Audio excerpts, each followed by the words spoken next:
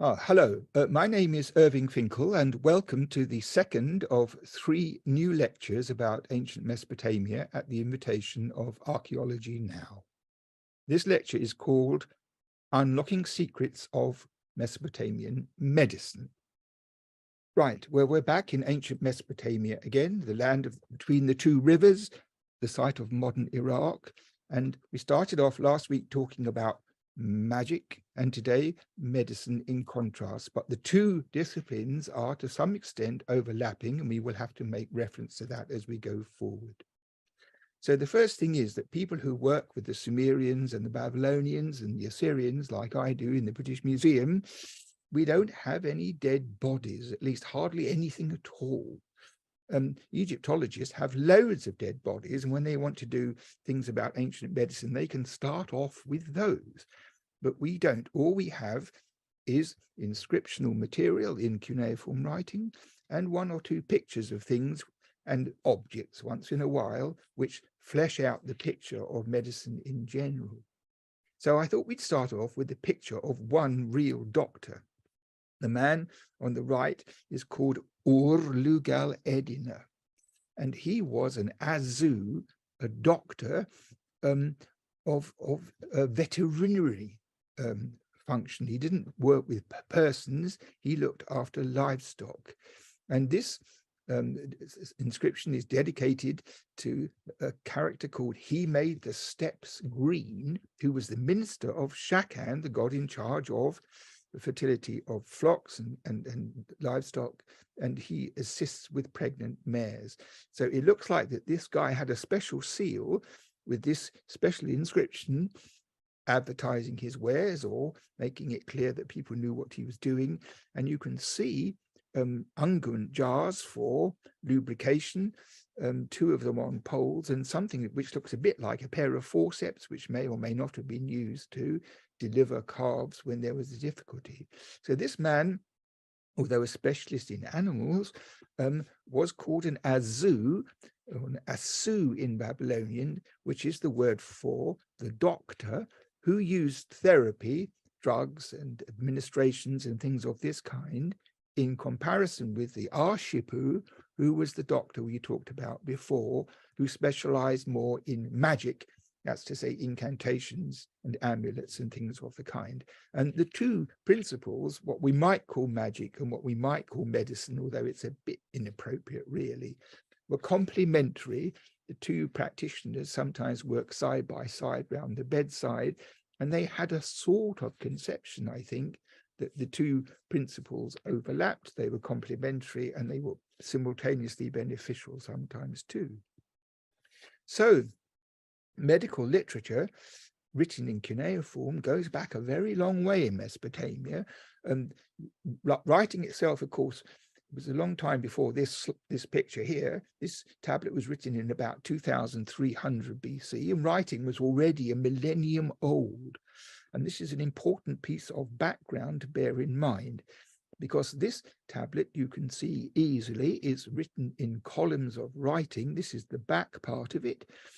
It's of the old Akkadian period, and I've given you the picture of an old Akkadian king called Sargon, who is dreaming about the magical material that's going to help, or rather the medical material, which is going to help soothe his problems too.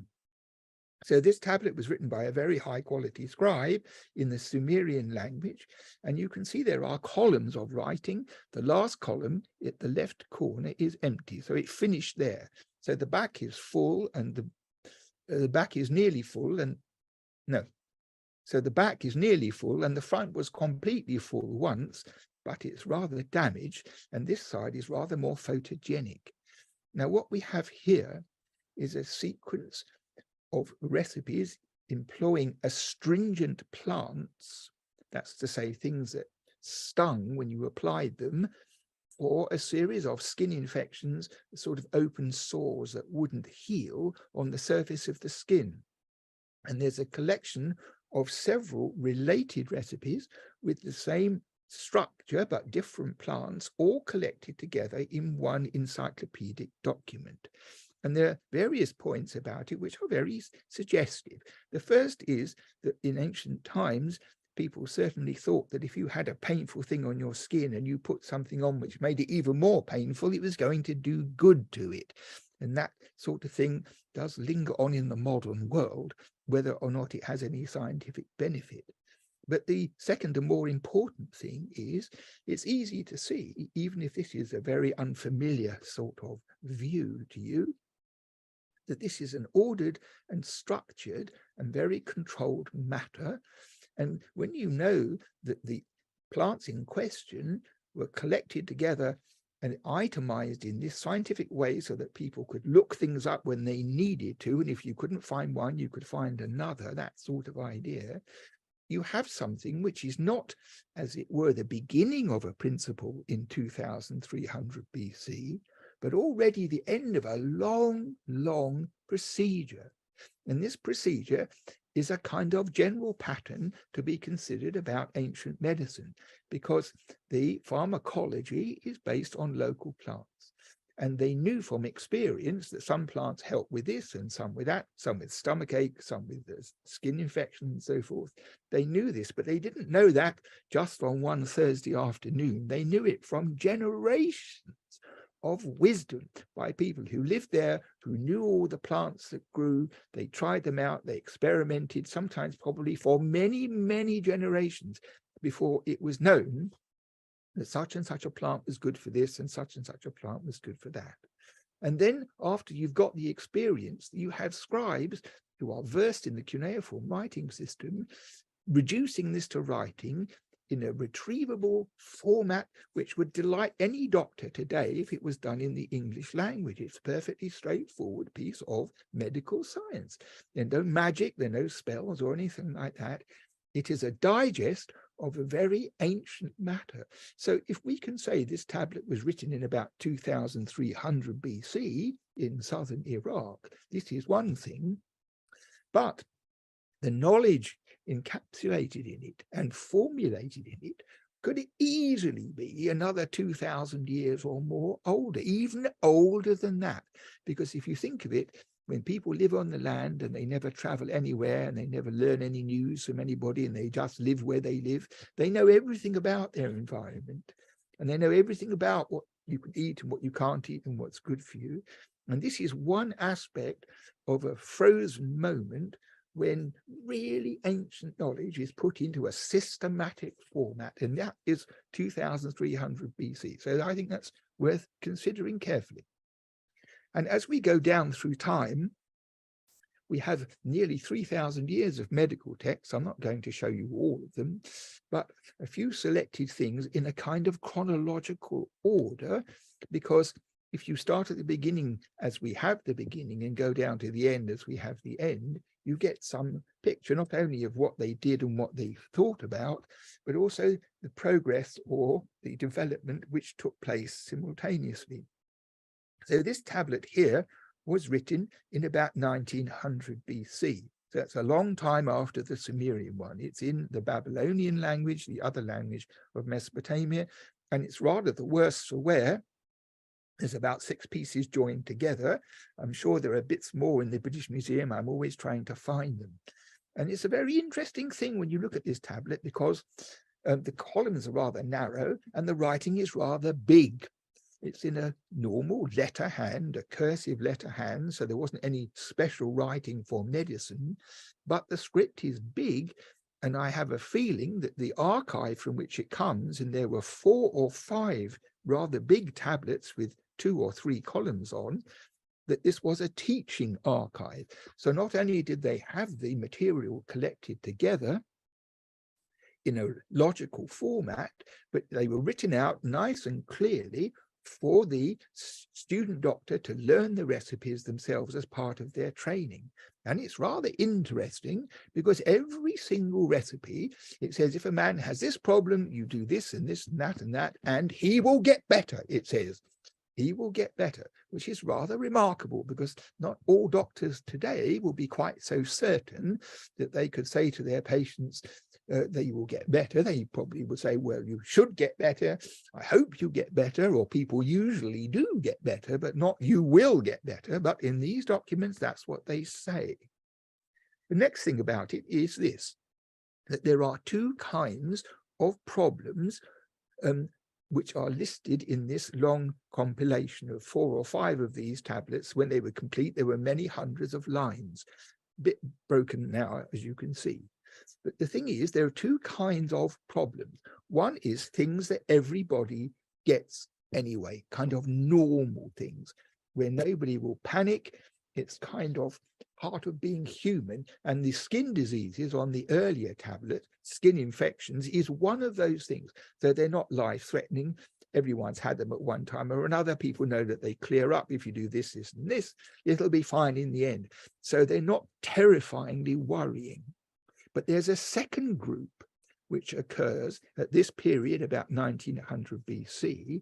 And I'll show you the next tablet, which I'm working on simultaneously. This is a much better preserved one. You can see 3 columns of writing per side, with the same period as the one before. These 2 documents of about 1900 BC. If it's not a normal disease or a normal problem that people are not frightened of, and they know they will get better, there are lots of other things that can go wrong with people when they don't know why, they don't know what's caused it, and they don't know whether they're going to get better, and it can be very painful, and people even die of them. So that's a whole different scenario, very much more worrying. And in these 2 tablets, the attribution that causes these unknown things inside you that make you ill, that cause you all this distress, it's always attributed to sorcery or witchcraft. So at this time in history, you had things you didn't panic about, things that everyone had, and then the other things, the frightening things, the ominous things, and they were attributed to witchcraft. Now, the thing about witchcraft is it's always in the hands of human beings. Witchcraft is done by witches and sometimes by wizards and people who whisper on the street and point at you and do this kind of thing and stick needles in you and try and make you sick and ill and die and so forth. All these mysterious problems were attributed to sorcery. Now, you may think that that is a strange matter to be weighed so carefully by doctors, but there's a bit of interesting information which explains it, because this shiny pillar on the right is the code of laws of King Hammurabi of Babylon. About 200 years later, this was written, and you can see, I've shown you the close-up, that the god Shamash, who's got these things coming out of his shoulders and holds that symbol, and with a crown on his head, the god Shamash, god of justice and so forth, is bestowing on King Hammurabi, who is in front of him in a pious position, knowledge of the laws to be written on this stele. There are 282 of them. And they caused a great furore when they were first discovered. They tied in a bit with the Bible. They're very famous things. But from our point of view, the most interesting thing probably is law number 2 of all of them, which says that someone who's accused of sorcery and it's proved against them, they are put to death. So it was taken very, very seriously. And when they were codifying the law with all 282 things to sort out, number 2 was already sorcery and witchcraft. And that, in conjunction with those 2 medical tablets from an archive, suggests that this was a very widely held view that most ills in society were to be attributed to human beings. And this is a close-up of the writing on that big monument.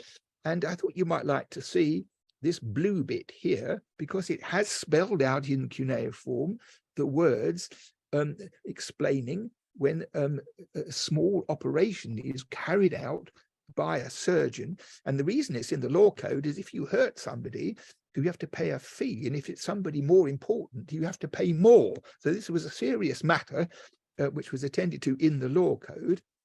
But simmam kabtam, which means a severe wound, and then it says inner with, and then girni zabar or udkabar, which means a bronze lancet. So this passage, which refers to an operation, we're not quite sure what it is. Some people think it might be to do with the temples or even to do with cataract. It's a bit complicated and not yet solved for certain, but there was a small amount of surgery referred to in this law code, in which a sharp instrument, which we would call a lancet, was used to carry out an operation. So that's a small side of Mesopotamian medicine about which we hardly know anything. We know they had a special flint knife to cut the umbilical cord when a baby was born, and one or two other references look like a bit of surgery, but it's not something we can easily explain at the moment. So then we move on from this old Babylonian period of King Hammurabi in the 18th century BC, a big jump forward to Nineveh of the 8th century BC. And this is another huge milestone in the evolving story of medicine, as we can see it from this part of the world with their tablets of clay. Not tablets that you swallow, but tablets that you write on. This is a picture of Ashurbanipal, and he had a great library in Nineveh, something, I don't know, 30 or 40,000 tablets probably.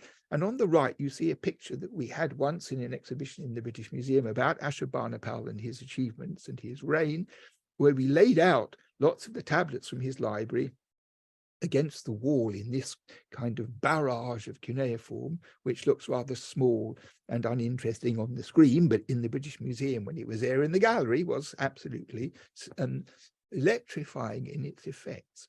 And among all the tablets which are there, many of them to do with what you might call scientific sort of material, there's a large number to do with medicine. So this is what happens. At the beginning, in the Sumerian period, we only have about 2 or 3 medical texts. And then at the time of the Hammurabi, we have about altogether 3 or 5 or 6 large ones and a few other extra ones, so slightly increasing amount of time. But when we get down to the capital at Nineveh, with the archive there are hundreds and hundreds of medical texts. And the reason was that the king, who was interested in such matters, went to a lot of trouble to get documents brought to Nineveh to be copied out in very neat handwriting, as you will see, by his scribes, to make as clear as possible summary of what was known about how to heal the sick in ancient Mesopotamia. So the result of this was that a great proportion of the documents which came to Nineveh, which were copied out for this special library, were much older things which were venerated. They'd been used for generations and generations, and those were the ones that form the essence of what we now call the Nineveh Medical Encyclopedia. So the Nineveh Medical Encyclopedia is something rather extraordinary, and it's only recently that it's come into focus among a small group of scholars who are working together in the British Museum to bring it alive. So the first thing is that these funny pictures on the left are bits of tablet that belong together, which are a catalogue of a big medical library. It gives the first lines of each section and how many lines there are in each section, and they're all in order, and they are arranged from head to foot in the most wonderful way. And this catalogue concerns all the tablets I'm going to show you in a minute from Nineveh, but actually it doesn't come from Nineveh itself. It comes from Ashur, which is another Assyrian capital a bit earlier. And the library at Ashur had a catalogue of this medical encyclopedia, which we only know from Nineveh. So this is a mysterious matter. Did they have their own encyclopedia in Ashur? Possibly, yes. But we haven't found any part of this catalogue in Nineveh where it will be really useful. And this is a conundrum over which we are scratching our heads, among other scratchy head problems. On the right, there's a bit of a drawing of one of the tablets from this big catalogue, which you can see is broken into pieces. And I brought it to show you, particularly because it's rather lucid. So if you look down the left-hand side, you'll see a single vertical wedge, and after that, the sign for woman. And what you have here is 2 sections with the first lines of the compositions to do with women. For example, if a woman in birth, something happens. If a pregnant woman, when she's about to give birth, suffers from this, and they're all to do with pregnancy and delivery. And then there's a line across the middle, which is here, if you can see that, it says altogether 8 tablets to do with women's things.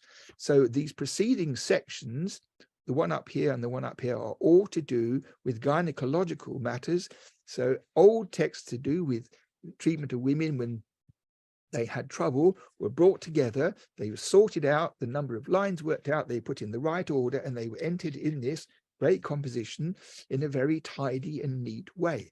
So this is, for us, an extremely exciting thing, because if you have an ancient catalogue of all the titles, and then lots of manuscripts which belong to that composition, then you really have the opportunity to understand something about what was going on in the 8th century in the Assyrian world about medicine. The funny thing about this tablet is when it changes subject, the next thing is to do with donkeys and asses and mules. So it's some kind of other life form, which makes a funny conjunction after all these delicate things looking after women in travail, but that's what they did. Anyway, this is one of the tablets which comes from this marvelous encyclopedia kept in Nineveh for King Ashurbanipal.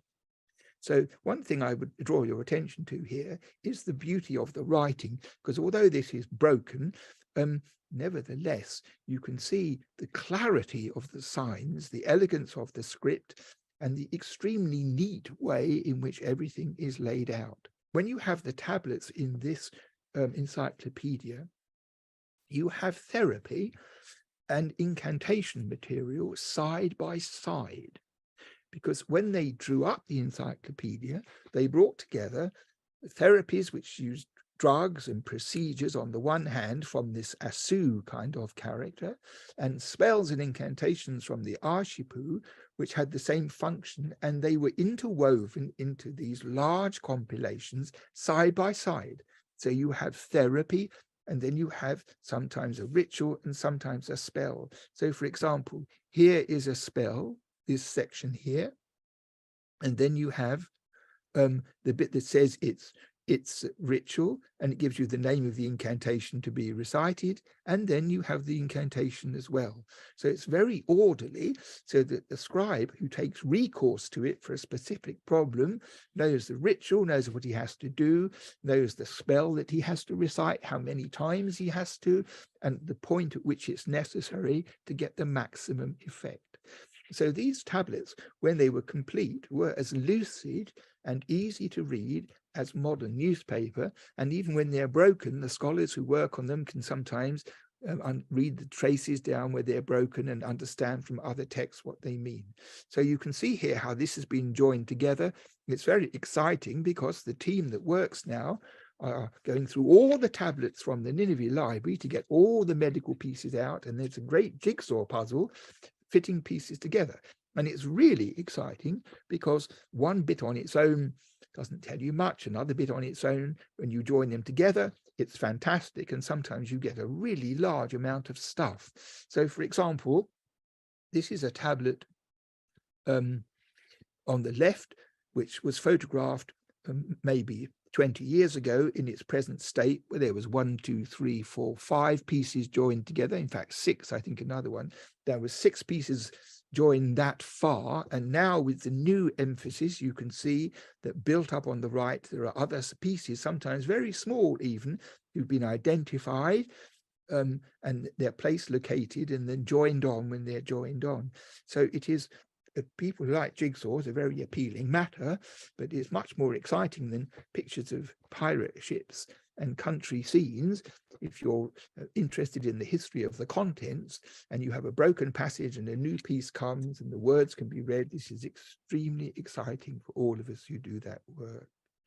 So this is to tell you the basic structure of this medical encyclopedia, which it may or may not be the first one of its kind. It's certainly the first one of this scale because it was done for the king of Assyria. It drew on existing things, some of which were, as you already know, orderly and organized. But in this particular construction, it reached a whole level of subtlety and inclusion that was never anticipated before. So we have, as you can see, a highly structured account of medical and therapeutic knowledge made up of 12 divisions. and it's organized from head to foot. And each of the divisions focuses on the diseases affecting part of the human body. So this is really a remarkable thing, because if you have the whole set on 2 shelves in your library and you have to deal with a medical condition which is to do with the head, you don't have to go pulling things off the shelf trying to find the tablet which you want. You know that the first block, 12 divisions, sorry, the first division of the 12 is to do with the head, and the feet are going to be down the other end. So this is a very sensible way of doing it. Of course, in fact, there's hardly a better way of doing it, but it meant that the tablets, when they were very many of them, the contents was retrievable by somebody who was looking for something special. To go on, the body parts and the illnesses and the corresponding treatments are given in great detail. And almost all the 12 divisions that make up the whole consist of more than one tablet or chapter with 2 columns of writing per side. So altogether, there were 50 tablets in this wonderful composition. So in division 1, with the diseases of the head, there were 5 chapters or 5 tablets, and they give therapies for illnesses of the head in general, or the scalp, eyes, ears, and nose, and specific parts of the head in more detail than eyes, ears, neck, nose, and teeth. And it goes down and down all the way, torso, legs, and feet to the end. So if we ever saw this completely reconstructed series with all the tablets together, it would be the most spectacular sight, and we'd all be reduced to tears of excitement. But it's ongoing, and we're getting closer and closer. Now, the serious difference, I would say, between the tradition of the 2nd millennium, as we saw before with the Code of Hammurabi, and that understanding, and the understanding embodied in these tablets in this library at this stage, was you certainly have things that people get normally, like nosebleed and headache and so forth, stomachache, things that you might say are normal. But the corresponding section of unexplained illness, unexplained trouble and pain, and frightening things going wrong with you was attributed no longer to human agency as a form of witchcraft, but to devils, demons, and ghosts. And these were things which were believed to attack human beings and get inside them and cause them illness. And of course, sometimes people said they saw devils, demons, and ghosts, but in fact, it's an interesting speculation that in a way, they are things that people didn't normally see. And they had the conception that things could get inside you couldn't see and make you ill, which, depending on how you look at it, in some respect, is a bit comparable to things that happen today, that people say there are microbes get into your system and they're invisible, they're very small, they're very dangerous, and they cause all these illnesses. And of course, not many people have ever seen a microbe walking down the street. And so you have the same kind of situation, that the cause of distress and illness and sickness is attributed to something you can't really see and can't really understand, which is malevolent. And this is the 1st millennium view of what later became what we would call microbes and other causes of illness. So each tablet in this marvelous composition contained at least 250 lines, making a total of more than 10,000 lines of text. Not something that most people would learn by heart, but with the orderly librarians in charge of it, which meant that you knew where to go, everything was accessible when needed. And at the end of each tablet, there was a scribal remark explaining its proper place in the series. So this broken piece here is from the bottom left-hand corner of a big tablet, and it's the reverse, the back part. And it says, there's a ruling, and it gives the first line of the next tablet, and then it says it's tablet 3 of the sub-series, and then it says it belongs to Ashurbanipal, who is unbelievably clever. It belongs to his library, and no one should take it away, otherwise they'll be in big trouble.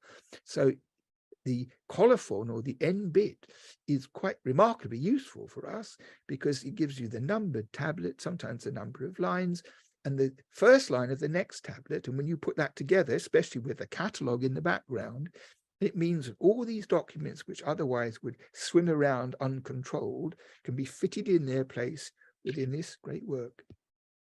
So this is one example. I thought you should hear one of these things. If a man has the Samanu disease, whether red, black, yellow, or white, and whether the discharge or thorn wound variety, you should make turpentine, juniper oil, malt dust, chickpeas, lentils, dove's dung, wheat flour, abukatu sap, and flour of roasted cashew seed into a pilaster with lees of beers and bandage on. If blood and pus are seeping from the wound, make ground cress seed into a pilaster with cashew water and bandage. So these are two procedures with sometimes a lot of pharmacological content, sometimes only one or two. And what will often happen in one of these big compilations is you will have a sensible instruction of this kind, then there'll be a ruling across the tablet, and then there'll be a spell against Samanu.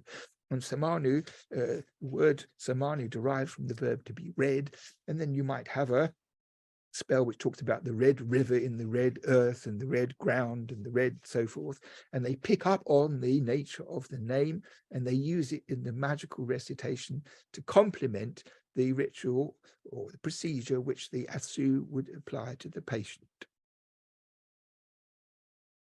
Now, Mesopotamian drugs are a rather serious problem because there's a great deal of them. And drugs is the modern word.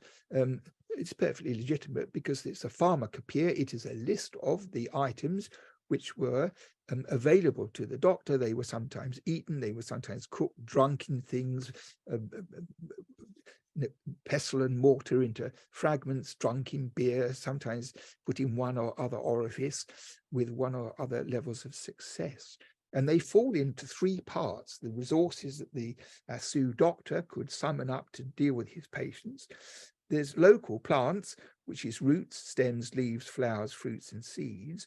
And that is the material which is undoubtedly the most ancient because it goes right back to the beginning and beyond, as I suggested before, that this is local knowledge which has just gone on and on and on through the generations. And now in the smart library of Ashurbanipal with all these medical treatises, the same staple materials are there for use, hallowed by practice. And there are two particular ones which are very often prescribed. One is called Imchur Nish, which means it deals with or it receives 20, and another one is Imchur Lim, it receives or deals with 1,000. So they're kind of all-purpose plants. And they are very, very common in recipes for obvious reasons. I think when you've had one or two exotica, you chuck that in as well, just to make sure. Then there are, of course, minerals of all kinds, ground up into powder and applied in, especially drinking, and also sometimes applied in oil to the skin and so forth. Minerals is a second category. And then the third category is what we might call animal parts and unpleasant substances. So you can see three examples: sweat of a wolf, human semen, and bear feces. Well, there's a bit of a conundrum about this too, because there are perhaps a dozen of these sorts of names, and when you read them, you think, well, you can get one of them rather easily. The other, you can get the second one if you really want to, but how do you get sweat off a wolf and get away with it? This is not such an easy thing to envisage. So I'm not certain. A lot of people think that sweat of a wolf or human semen was the name of a plant, and that it was like that elegant and most distinguished plant name in the English language, old man's beard, which is my favorite one. And I think it's quite possible that these names were in fact, so to speak, cover names for well-known plants, and everybody knew what they meant.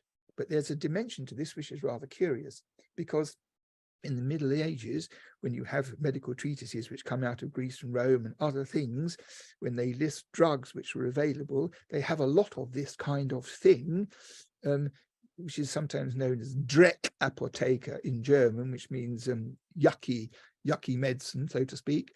And it is conceivable that there was a tradition from ancient times when sweat of a wolf was a plant which in the Middle Ages was taken seriously, and they went to a lot of trouble to buy these things from merchants and travelers who could procure them at great expense without realizing that they might actually have just been plant names. This is something which, again, the future will probably illumine, but there are quite a lot of these unpleasant circumstances, and whether they were if they were plants, it would have been a lot more pleasant, I think, for the patients.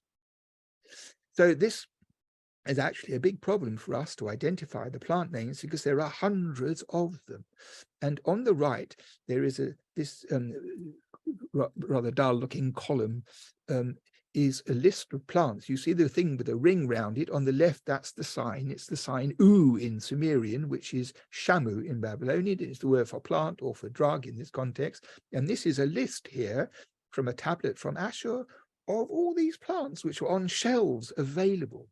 And when you read the medical literature, you sometimes see that plants are supposed to be fresh. It says in its greenness, you use such and such a plant. So that means it's fresh. And if they say that a plant is fresh, it means they must be accessible. And if it says that it must be fresh as opposed to dry, it must mean they also stock things in dry form. So probably in the palace where the doctors worked and other headquarters of medicine, they would have had shelves of these things ready, waiting, and topped up by gardeners who were in charge of it, so that the drugs are always available for use. And one of the ways in which modern scholars can try to identify all these plants, because they describe what they look like, what their roots are like, what the flowers or seeds are like. There's a long description and the name, but only seldom can we identify them. But this work on the left, the herbal of Iraq, is a very remarkable and important sort of approach, because the plants that grow in Iraq today, to a large extent, grew there in antiquity. And people know about what the Bedou use for medicine. There's a lot of records made in the 1920s. And if we put all this stuff together, eventually, we should be able to identify more of these plants botanically for what they really were. But we can be sure that with all the prescriptions that use all these drugs, they weren't nonsense. They were taken seriously.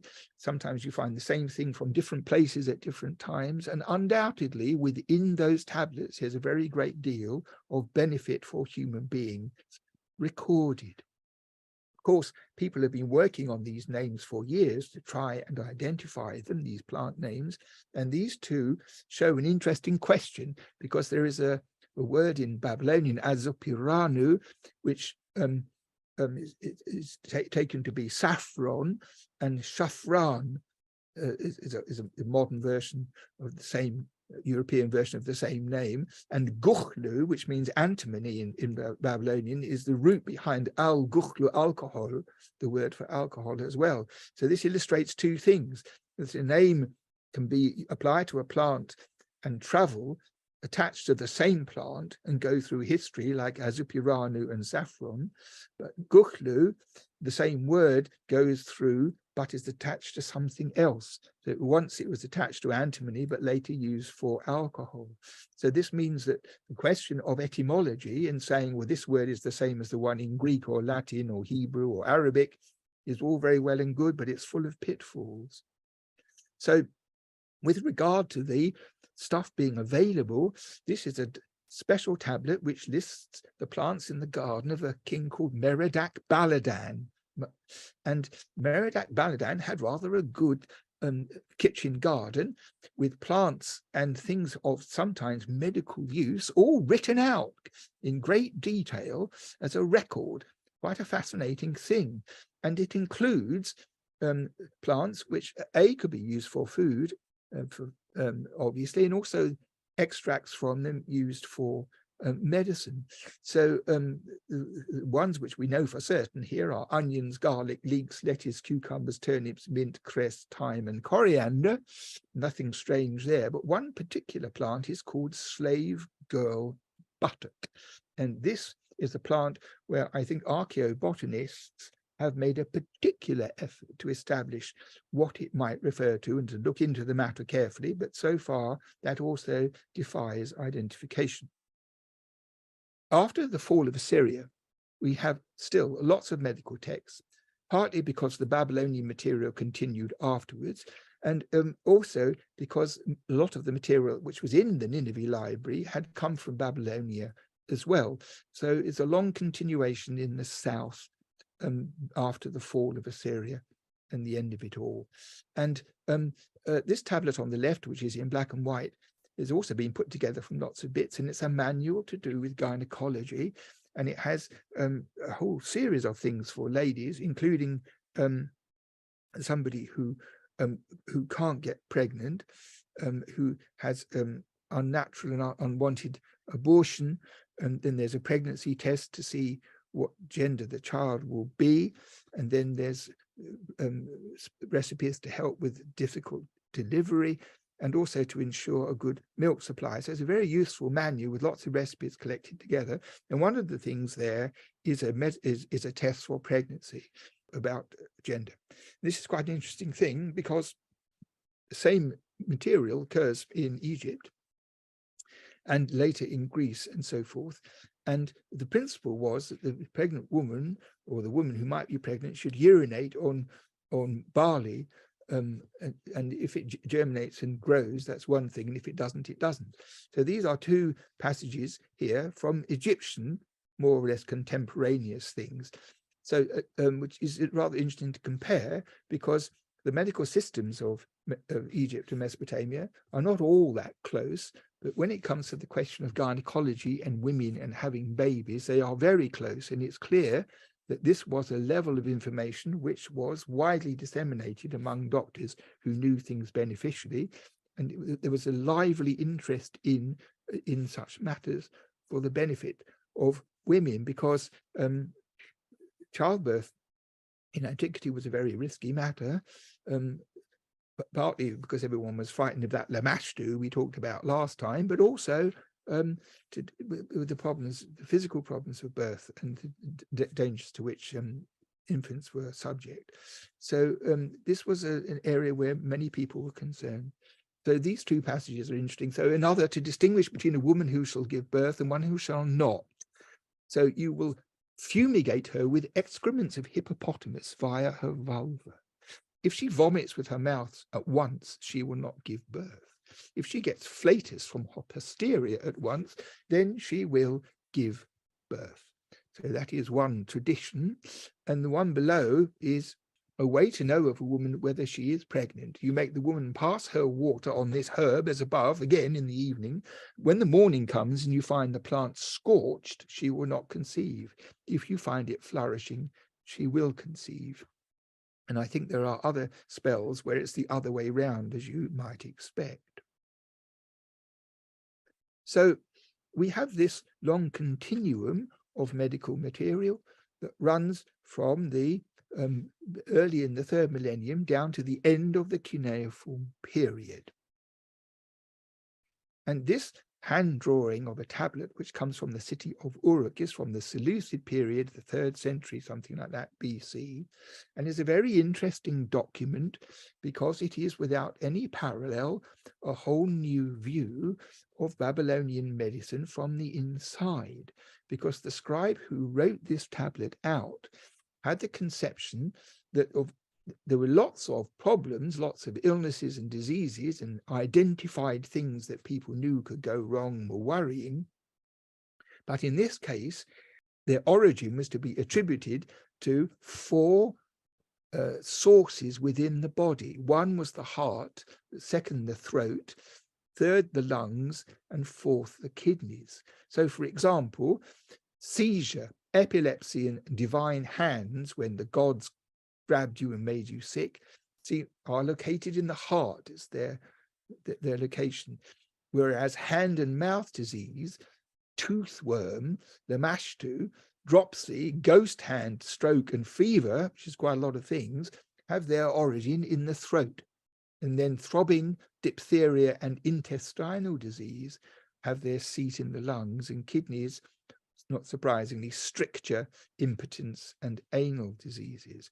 So the point about this is that the disease, there are many more that in the text than I've summarized here, but the names of these illnesses are all over the place in medical literature. They are the common staple of the doctor's analysis.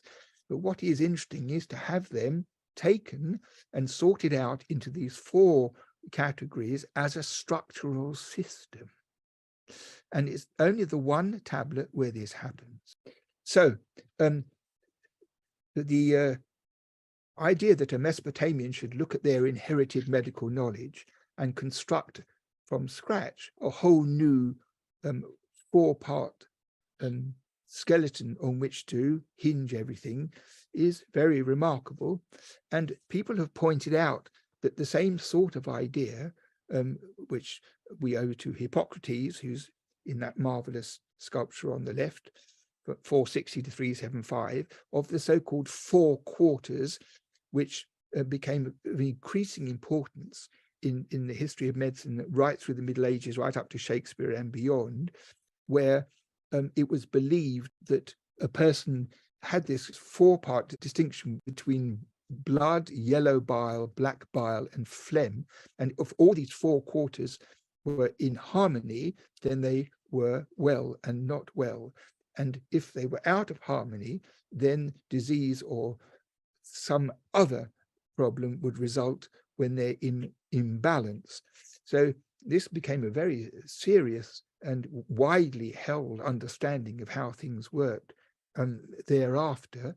And some people have suggested that the 4-part division from this Uruk scribe is either influenced into Mesopotamia from some Greek idea, from Greeks in Babylonia who were discussing astronomy and mathematics and astrology and medicine, that maybe someone pointed out this framework which a Babylonian then applied to their own system, or maybe the other way round, that this system originated in some new idea in Mesopotamia. Either way, the connection between them seems to me very probable.